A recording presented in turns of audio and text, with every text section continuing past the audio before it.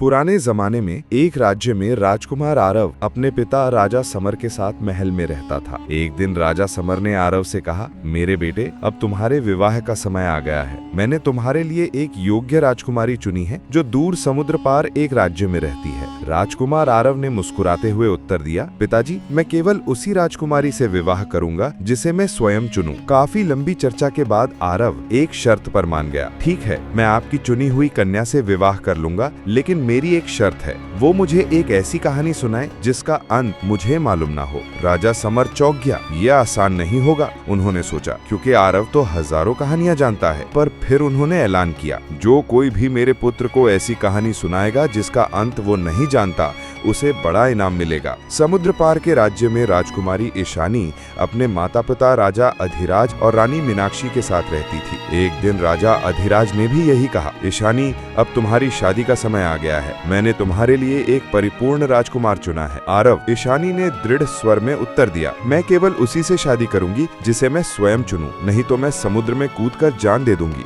राजा अधिराज क्रोधित हो उठा, पर उस रात वे सभी एक शाही जहाज में सवार होकर समुद्र पार निकल पड़े। कुछ दिन यात्रा सुखद रही, फिर समुद्र में भयंकर तूफान आ गया। तेज लहरों ने ईशानी के कक्ष की खिड़की तोड़ दी। पानी अंदर भर गया। ईशानी मदद के लिए चिल्लाई, लेकिन कोई सुन नहीं पाया। वो समुद्र में बहती रही, थक चुकी थी। तभी उसका हाथ एक नाविक के संदूक से टकराया जो जहाज से गिरा था। उसे पकड़ लिया और उस पर सो गई। सुबह जब वो जगी तो खुद को समुद्र तट पर पाया, भूखी, अकेली, लेकिन जीवित। संदूक में उसे सूखे नाविक के कपड़े और चांदी के सिक्के मिले। उसने कपड़े पहने, बाल बांधकर नाविक की टोपी पहनी और सिक्के जेब में रखे। कई दिनों तक चलते हुए ईशानी एक बड़े शहर पहुंची और एक सराय में खाना खाया। वहीं उसने दीवार पर एक नोटिस देखा, जो कोई भी राजकुमार आरव को ऐसी कहानी सुनाएगा जिसका अंत वो नहीं जानता, उसे इनाम मिलेगा। ईशानी मुस्कुराई, मैं बहुत सी कहानियां जानती हूँ, मैं यही मौका इस्तेमाल करूंगी। आगे के लिए चैनल पर बने रहें।